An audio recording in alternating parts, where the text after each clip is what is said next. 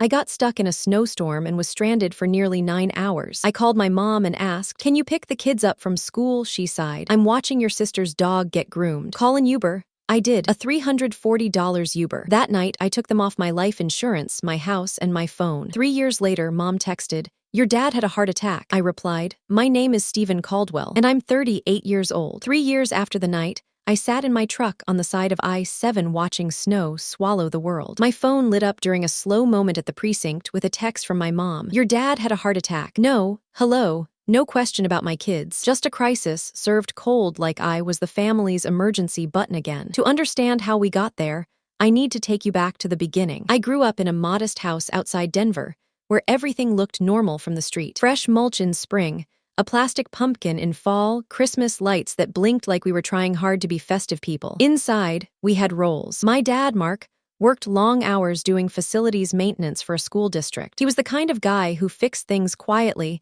and didn't complain until it was too late. My mom, Denise, ran the house like a manager who never clocked out, except her management style was whoever makes the most noise gets the most resources. And then there was my sister, Belle. Belle was the sun, and the rest of us were expected to orbit her. I don't say that because I'm jealous of some childhood attention. I say it because that dynamic didn't stop when we got older. It only got more expensive. One of my earliest memories is a Christmas morning where I opened a box and found socks and a used paperback book my mom said looked like something you'd like. Belle opened an electric guitar, not a little beginner one either, a real one, amp and all. Dad's eyes flicked to me for half a second. The way you glance at a dog you feel bad for, and then he cleared his throat and said, "Pretty cool, huh?" My mom said, "She has talent, Stephen. She needs encouragement." I was 9. I remember holding those socks and thinking, so I'm not talented. I'm just present. Another time when I was in middle school, I made the honor roll and brought the paper home like it mattered. Mom was on the phone with one of her friends, talking about how Belle might audition for a dance team. I stood there holding the paper until my hand got sweaty. She covered the phone and said, "That's nice, honey. Put it on the fridge." She never did. A week later, Belle got cut from the dance team and cried like the world had ended. Mom took her to the mall and bought her a brand new outfit to cheer her up. I got the silent message. My success was expected, and boring, and Belle's disappointment was an emergency. The third scene I keep coming back to is when I was 16, and Dad's truck broke down. He needed to borrow someone's car to get to work at 5:00 a.m. Mom looked at me and said, "Stephen, you can ride the bus to school." I said, "Why can't Belle ride the bus?" Mom stared at me like I'd said something obscene. "Belle has rehearsal. Don't start." That was the first time I felt it in my bones. Fairness wasn't part of our family values. Peace was the kind of peace you buy by letting one person win. There was only one adult in my life who called it what it was. My grandpa, Frank, my dad's dad, was an old-school Denver guy with a quiet voice and hands that always smelled like motor oil and coffee. Sometimes he'd pick me up, and we'd sit at a diner off Colfax. He listened, in a way that never made me feel like I was too much. One day, after Mom had laid into me for making things difficult, because I asked why Belle got a new phone, and I didn't, Grandpa Frank said, "Your mama loves you, kid, but she's got a blind spot the size of the Rockies. Don't let that blind spot turn into your whole sky." I didn't fully get it back then. I just knew it felt like someone had finally flipped the lights on. I became a cop partly because I needed order, and partly because I wanted to be the kind of man who could stand between chaos and the people I loved. After a couple years of community college and some security work, I joined the Denver Police Department. The job changed me. It made me steady in emergencies and short on patience for nonsense. It taught me to notice patterns. It showed me that when you keep letting someone cross the same line, they don't stop. They settle in on the other side and start calling it home. I married my wife, Lauren, when I was 29. She's grounded. She asks straightforward questions.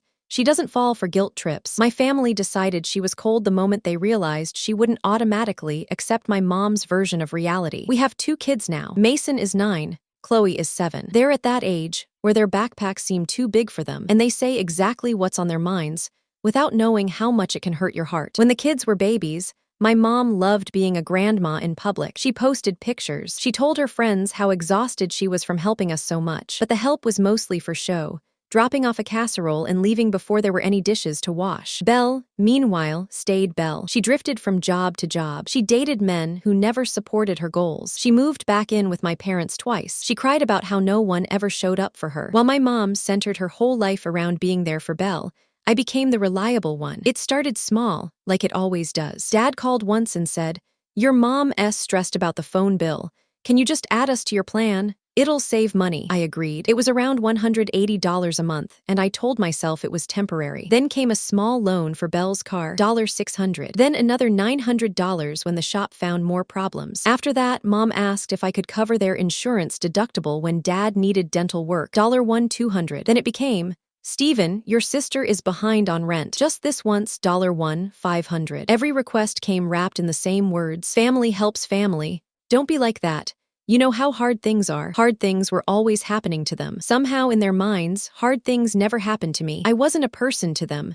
I was a tool, a backup plan, a solid shelf they could pile their problems onto. Lauren noticed before I did. One night, after I sent $800 to cover Belle's overdue electric bill, she sat at the kitchen table and asked, "Are we financing her life?" I said, "It's not like that." She didn't argue. She just looked at me and asked, "Then what is it like?" I didn't have a neat answer. I had an honest one, guilt, routine, hope. That part of me that was still a kid, trying to earn equal treatment by being useful. The worst part was it wasn't just money. I'd tried to be responsible in that cop way, always thinking ahead, always planning for worst-case scenarios. When we bought our house in Denver, I didn't put my mom on the deed or anything extreme, but I did make choices that, looking back, were me trying to prove trust. I listed my parents as contingent beneficiaries on my work life insurance policy. If something happened to Lauren and the kids, it would go to them. At the time, it felt normal. I also gave my mom access in small ways. She had a spare key for emergencies. She was listed on an old school pickup form when Mason was in kindergarten, since she lived closer to the school then. I even let her talk me into being an authorized user on one of my credit cards, just in case, which I later realized meant in case Belle needed something. Anytime I pushed back,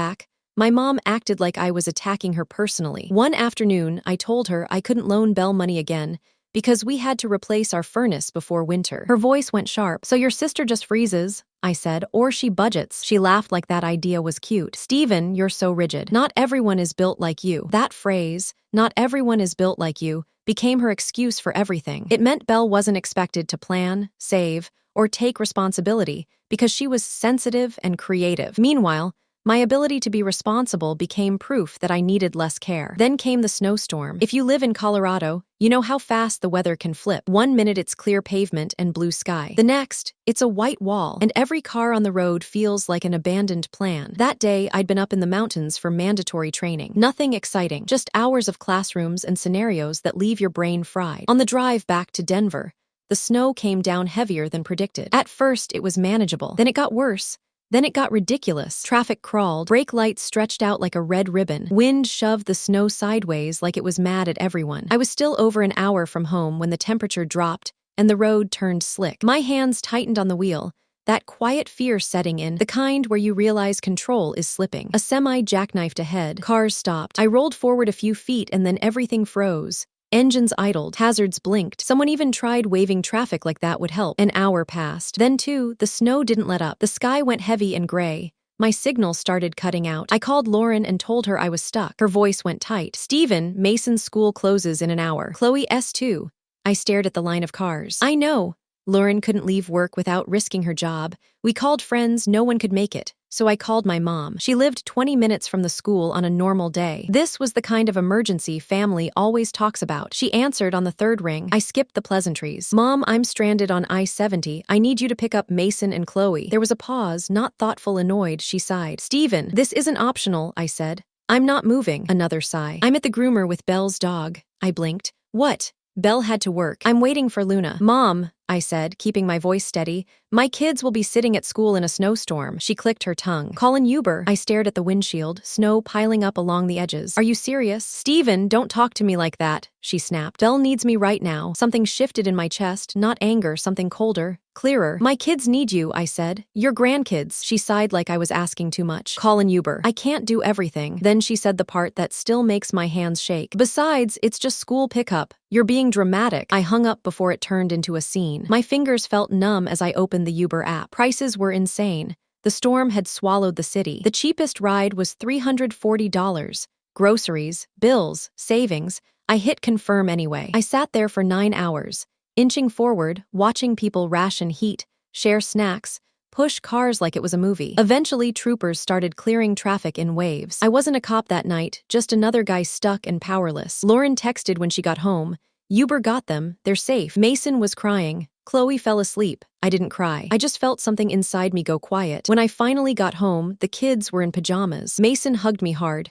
Dad, I thought you weren't coming. I'm here, I said. Chloe leaned into me like I was holding her up. Later, when the house was quiet, Lauren slid her phone across the table. It was my mom's Facebook post. Belle's dog, freshly groomed, a bow on her head. Caption, snow day errands with my girl Luna. Anything for my baby. I didn't even know what to say. Lauren looked at me and said, Steven, this is who she is. I nodded, went to the office, opened my laptop, and handled it like paperwork, not anger. That night, I removed my parents from my life insurance, my phone plan, and anything financial. I updated the beneficiaries to Lauren and the kids, with a trust as backup. I paid off their phones and scheduled the lines to be shut off. The next morning, I changed the locks and replaced the deadbolt. I also scrubbed my mom's name from school forms, medical contacts, everything. When it was done, I finally felt like I could breathe. The backlash came fast. Mom called, furious, when her phone stopped working. What did you do? I removed you from my plan. How could you do this to us? You told me to call an Uber in a blizzard for your grandkids. She went quiet, then said, Don't start with that. It was one day, I said, and it showed me everything. Belle sent a long message saying I was punishing Mom and acting like a cop at home. Dad said nothing, his usual way of choosing sides. Grandpa Frank called. You okay? I told him everything. He was quiet, then said, That's a hard lesson. I feel like I'm betraying them. You're not, he said. You're refusing to bankroll disrespect. Now do it right, paperwork, boundaries, no arguing. He came over with a folder like he'd been ready. We sat at the table and treated it like evidence, bank transfers, old texts, promises of just this once. We even made a spreadsheet of the money I'd sent. $600 here, $900 there, $1,500, $1,200, even $100 for a vet emergency that turned out to be Belle wanting a new crate. It wasn't about shaming anyone. It was about me finally stopping myself from being gaslit. A month later, everything came into the open at my dad's small retirement dinner in Lakewood. Mom pushed hard for everyone to come, calling it a fresh start. Lauren and I didn't want to, but Grandpa Frank said, Sometimes you show up once so they can't paint you as the villain. So we went. The restaurant was dim, softening everyone's faces. Mom played happy family for the hostess. Belle showed up late, dramatic, hugging Mom like they'd survived a war. When we sat down, Mom raised her glass. I'm so proud of this family. Mark worked so hard. Belle is doing her best. And Steven, well, Steven is Steven. Polite laughter. Lauren rested her hand on my knee steady. Mom went on louder. It's been hard lately because some people have made choices that hurt the family. She looked straight at me. Belle sighed. We don't even have phones because someone went on a power trip. Dad stared at his plate. Mom added that I thought having a badge meant I could punish people. Hearing it twisted like that in public brought that cold calm back. I didn't yell. I set my fork down. It wasn't a misunderstanding. Mom's smile froze. Steven, not tonight. Tonight's perfect, I said. I turned to the table. I was stranded on I-70 for 9 hours in a snowstorm. I asked Mom to pick up my kids. She said she was at the groomer with Belle's dog and told me to call an Uber. Mom opened her mouth. I kept going. I called the Uber. It cost $340. My kids sat there scared because their dad couldn't reach them, and their grandma chose a dog appointment instead. Mom's face went red. Steven, you make it sound. It sounds exactly like it was, I said. And that's when it clicked. When it mattered, I wasn't her son. I was her solution. Grandpa Frank cleared his throat. Denise, you did choose the dog. I was on the phone with Steven that day too. Don't rewrite it. Belle snapped at him. Grandpa said no and slid the spreadsheet to my dad. Years of transfers, 87 payments. Dad went quiet. Mom looked offended. I'm not punishing anyone, I said. I'm protecting my wife and kids. Mom asked if they were dead to me. I said, you were unavailable when it mattered. I'm just making the paperwork match reality. We left calmly. Paid our share. Said happy retirement. The fallout came, angry calls, guilt texts. I didn't argue. I just repeated, this isn't up for discussion. Lauren blocked Mom when she tried to pressure her. Life got quieter after that. Better, we focused on the kids. Money stopped disappearing. I slept again. Grandpa Frank stayed close and said, peace feels strange when you're not used to it. He was right. 3 years later, Mom texted, your dad had a heart attack. For a second, my body reacted like it always had. Then I remembered the snowstorm. I replied politely, asked for hospital details, and said I wasn't available for errands, ask Belle. I visited Dad once. Before I left, he whispered, I should have gone to get your kids. I'm sorry. It didn't fix everything, but it mattered. That night, Lauren asked if I regretted my boundaries. I thought about the $340 Uber and the dog groomer. No, I said. I regret how long I waited.